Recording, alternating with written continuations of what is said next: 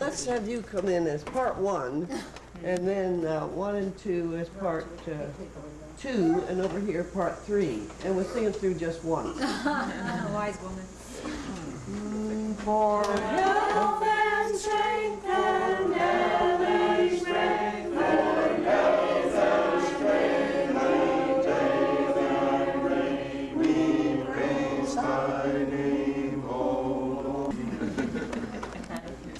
This was the flood of 1958, and it's written by Ruth Golding, who was a camper here. And it's interesting that her mother kept this and gave it to me rather recently, and I thought, well, this would be fun to read at this reunion. This summer, I went to Camp Darkwaters in Medford, New Jersey, for a period of 2 weeks. It was raining quite heavily at dinner time. The second Thursday I was there. The tables were cleared, and the dishes were being washed. However, we, the campers, were still in the dining room singing songs. The counselors had decided to keep us there until the rain slowed down a bit. There was only one trouble. It didn't slow down. Finally, they had to let us go back to our cabins because it was time for taps.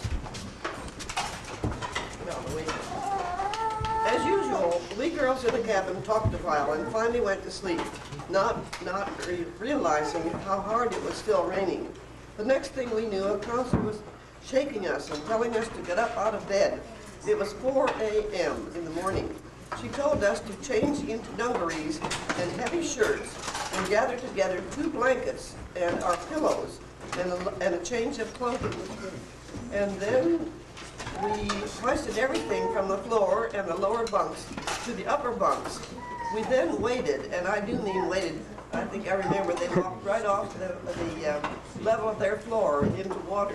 They were coming out, so that was pretty cool. They were the last girls' cabin to be cleared. We hoisted, let's see, I do mean to the parking lot. The younger campers were evacuated first, and then the police escorted us into the Grange Hall, a town building in Medford. We were joining the other campers. We spent the remainder of the morning there. In the morning, the directors brought us some bread and milk, which they had managed to save.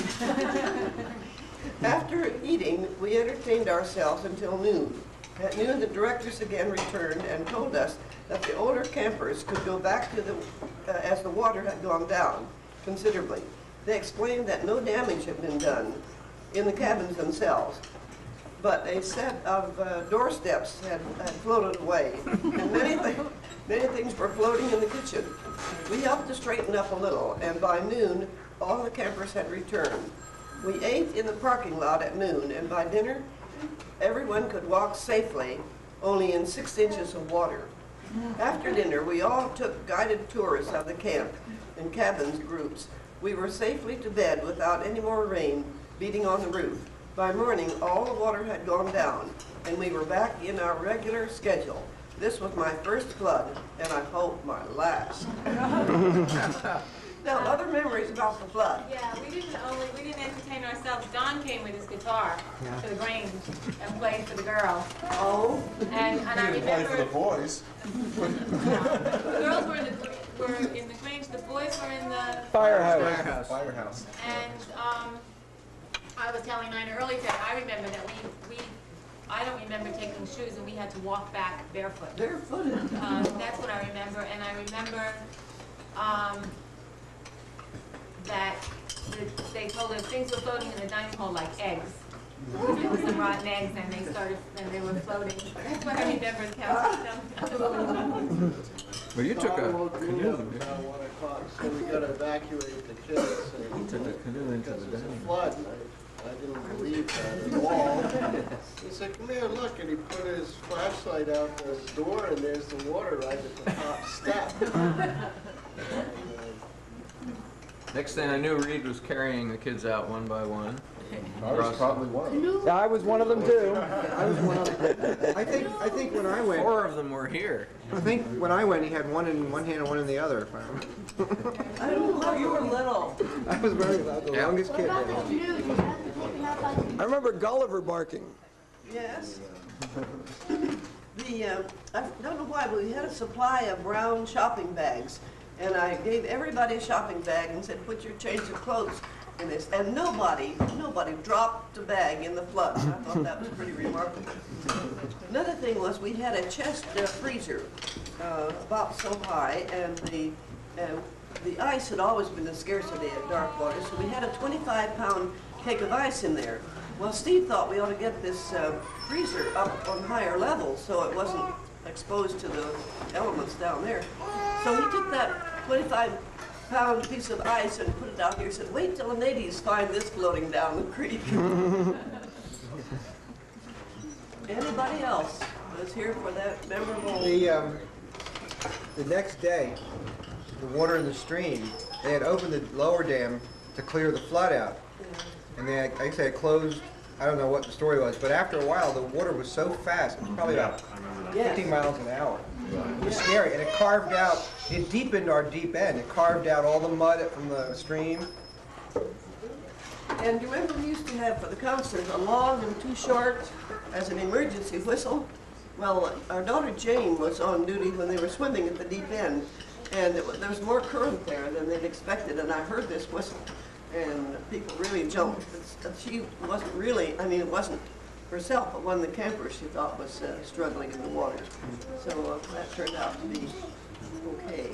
It's the only time I ever heard that emergency whistle.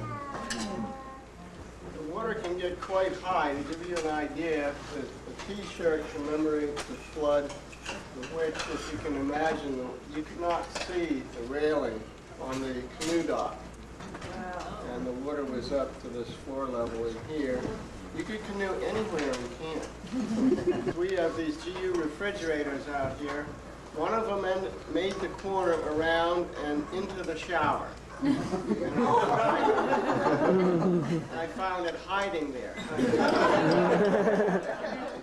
The other one wasn't as lucky. It went all the way down to Watsika Point. Job to retrieve that. And you see all the flotsam and jetsam come out from under the buildings and suddenly discover where the pieces of wood and balls and other things that you hadn't been able to locate where they'd been all that time. So, Mickey said it was Steve's idea. It was. There's no getting away from it. Chagers, in addition to mosquitoes. Some children by morning are unrecognizable. Didn't you have to check? Some girls, eyes were completely closed.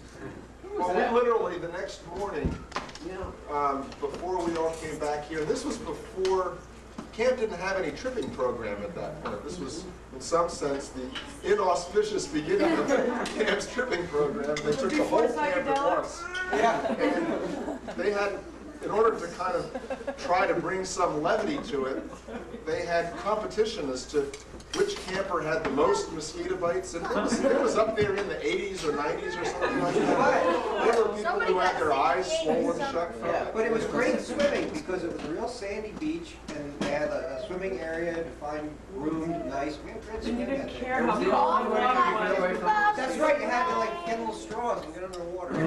I was into Tommy, and Folksy Glen was, or maybe Catoctin. Folksy Glen, was, that's- I guess it was Catoctin, right. And we had the least, as a cabin, the least mosquito bites because he got us all right next to the fire and put wet leaves on top of the fire. It smoked all the mosquitoes away, but nobody could sleep. We were up all night waving the mosquitoes away from the kids. What year was it? Walking around. Must have been about 58 or 59. 58, the same year as the flood? Yeah. That was a good year. Yeah.